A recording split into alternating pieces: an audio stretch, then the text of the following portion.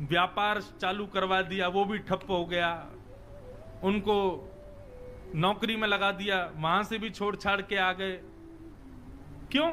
उनको संसार की किसी भी क्रिया में आनंद आता है, वो केवल भागवत ही पढ़ते रहते थे। बस भागवत करवा लो, कितनी हो सके भागवत पढ़वा लो, भागवत का पाठ करवा लो। इतने इतने रसिक हो गए थे भागवत के। तो किसी पड़ोसी ने आकर के कान भर दिए, बोले इसका ब्याह करा दो, पत्नी आएगी, अकल ठिकाने आ जाएगी। ब्राह्मण देवता पूरे दिन पाठ करते थे, पड़ोसियों ने आकर के घर वालों का इसका ब्याह करा दो, पत्नी आएगी। अपने आप पत्नी को प्रसन्न करने के लिए, बालकों को सुख सुविधा के लिए कर्म करना पड़ेगा, फिर तो करेगा कहीं व्यापार। ब्याह हो गया, लेकिन ब्याह के बाद भी उनकी स्थिति बदली नहीं। वो भागवत जी पढ़ते रहते थे, भागवत जी का पाठ करते रहते थे। 2-4 साल तक पत्नी ने सहा। कुछ दिन कहा, पत्नी ने कहा ये तो मानेंगे नहीं, अब घर चलाने के लिए कुछ तो करना, तो मैं ही करती हूं। तो 2-4 घरों में जाके रोटी बनाती थी, उनकी पत्नी ये काम करती थी। पूरे दिन बेचारी लगी रहती, रात्रि में आकर के घर में बैठती, भोजन बनाती, दोनों पति पत्नी पाते। 2 बालक भी हो गए, उनको भी विद्यालय में फीस वीस देना, जो भी करना सब पत्नी करती थी।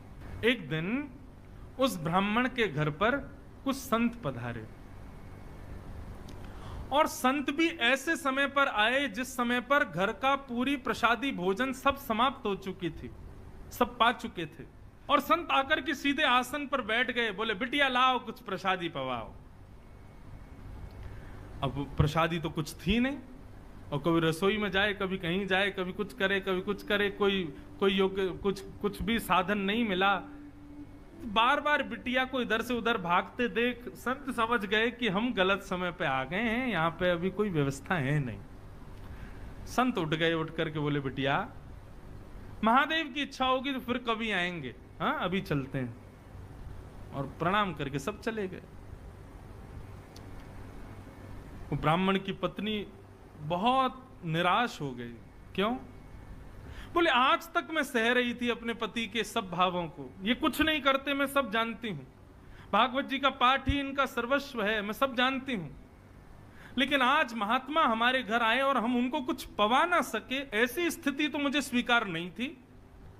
आज यदि मेरे पति भी कुछ काम करते, घर में थोड़ा धन होता, अनाज होता, भोजन ज्यादा होता तो उनको पवाती। अब अकेली मैं नारी, पति को भी खवाऊं, बच्चों को भी खिलाऊं, खुद भी खाऊं, कहां तक चलाऊंगी घर को? पूरे दिन बस भागवत जी पढ़ते रहते हैं, कुछ करते धरते हैं नहीं। आज पत्नी को क्रोध आया और भीतर कमरे में गई तो पंडित जी वही भागवत जी का पाठ कर रहे थे प्रसन्न मुद्रा में। पत्नी बोली पूरे दिन इसी को पढ़ते रहते हो, क्या दे दिया भागवत ने हमको? अरे कुछ नहीं दिया तब भी स्वीकार था, लेकिन आज संत भूखे चले गए हमारे घर से और तब भी आप इस भागवत को लेकर के बैठे हैं। पत्नी ने भागवत जी की पोथी उठाई और ब्राह्मण के सिर पर ही मार दी। बोले इसको लीजिए और निकलिए घर से, मैं अकेली चला लूंगी घर को। यही भागवत तुम्हारा सर्वस्व, तो इनके साथ अकेले कहीं और रहो, यहां लौट करके मत आना जब तक मन में भाव ना आ जाए कि मुझे कुछ करना है।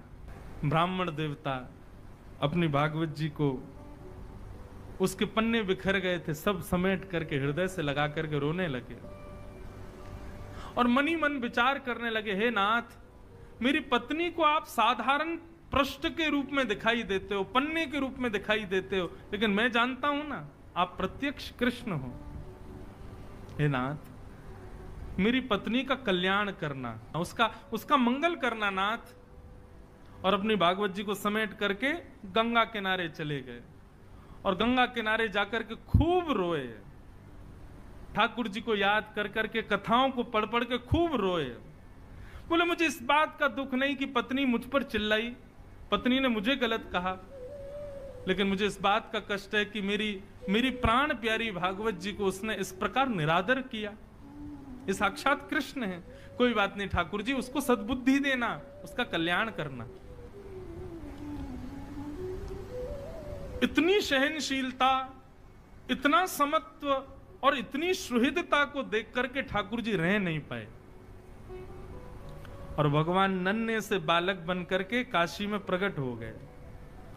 ऊंची धोती पहनी, सर पर स्वाफा बांधा, स्वाफा बांध करके एक टोकरी को अपने सिर पर धारण करके ठाकुर जी बनारस की गलियों में घूम रहे हैं। और घूमते घूमते उस ब्राह्मण के घर पहुंच गए। गेट खटखटाया, ब्राह्मणी ने गेट खोला। नन्हा सा बालक, बड़ा प्यारा सा, सिर पर टोकरी लेकर के आया है। ठाकुर जी भीतर प्रवेश कर, ब्राह्मणी बोली कहां चले आ रहे हो, कौन हो भैया, क्या हो, कहां से आए हो, और ये सब क्या टोकरी में? ठाकुर जी कुछ नहीं बोले, मौन, मुस्कुरा रहे हैं बस। टोकरी को नीचे रख दिया, कपड़े से ढकी हुई थी। लौटने लगे तो ब्राह्मणी ने हाथ पकड़ा, बोले अरे कहीं भी चले आए, कुछ भी रख गए, कौन हो, क्या हो, बताओ तो। ठाकुर जी ने इशारा किया, गूंगे हैं, बोलना नहीं आता, इशारा करने लगे। ब्राह्मण बोली अच्छा गूंगे हो? ठाकुर जी बोले गूंगे, लिखना तो आता होगा?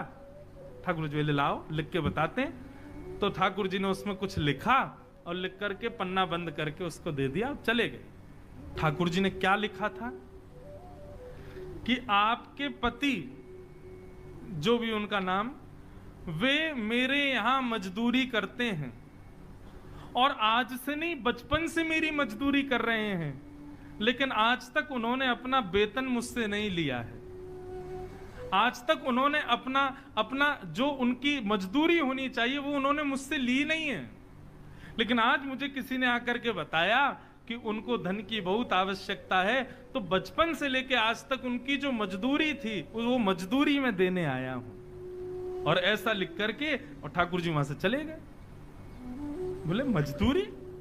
जैसे ही कपड़ा हटाया तो उस डलिया में सोने, चांदी, हीरे, जवाहरात, सबसे भरी हुई लबालब वो डलिया, ऐसी ऐसी मणियां, जो मणियां विश्व में देखने को नहीं मिलती, वो सब उसमें रखी थी। पत्नी मन में सोचने लगी, अरे मैं तो बेवजह गुस्सा हो रही थी, मेरे पति तो छुपा रुस्तम हैं, छुप छुप करके कहीं जाकर के मजदूरी करते थे, मुझे बताया भी नहीं। हो सकता है मैं घरों में रोटी बनाने जाती होंगी, उस समय चले जाते होंगे, और बताओ देखो मुझे बताया नहीं। आज इतना धन, अरे हम तो करोड़पति हो गए, हम तो खरबपति हो गए, मैंने भी बेवजह अपने पति पर गुस्सा किया। बालकों को भेज दिया, जाओ पिताजी जहां मिले उनको बुला लाओ। बालक गए तो पिताजी गंगा के किनारे बैठे रो रहे थे। पिताजी पिताजी, माँ ने आपको घर बुलाया, चलो। बालक चले गए, उन्होंने भागवत जी की पोथी को हृदय से लगाया, रोते हुए घर आ रहे थे और बार बार प्रार्थना कर रहे थे, हे नाथ कृपा करना मेरी पत्नी की बुद्धि सुधरे। जैसे ही अपनी गली के घर की गली में आए तो अपने घर को पहचान ही नहीं पाए। क्यों? आज तो घर का स्वरूप ही बदल गया। दिए जल रहे हैं, द्वार पर बढ़िया सुंदर रंगोली बनी हुई है, सुंदर पुष्पों से घर के द्वार को सजाया हुआ है। ब्राह्मण बोले ये मेरा ही घर है। सुबह तक तो ऐसा लग रहा था तेजहीन, और अभी ऐसा लग रहा है मानो सारे देवता ही मेरे घर में आ गए हों। ये क्या स्थिति हुई? चंद घंटों में सब बदल गया।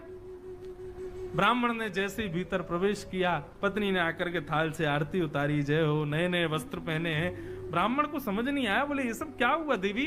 सुबह तो तुम बड़ी नाराज थी, हैं? सुबह तो हमारी पोती हमारे सिर पे मार दी, भगा दिया घर से, और हमारी आरती उतार रही हो, ये सब क्या हुआ?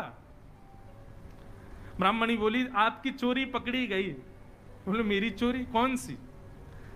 आप अपने आप को दिखाते हैं कि आप कुछ करते नहीं हो, लेकिन आपने बचपन से मजदूरी की है।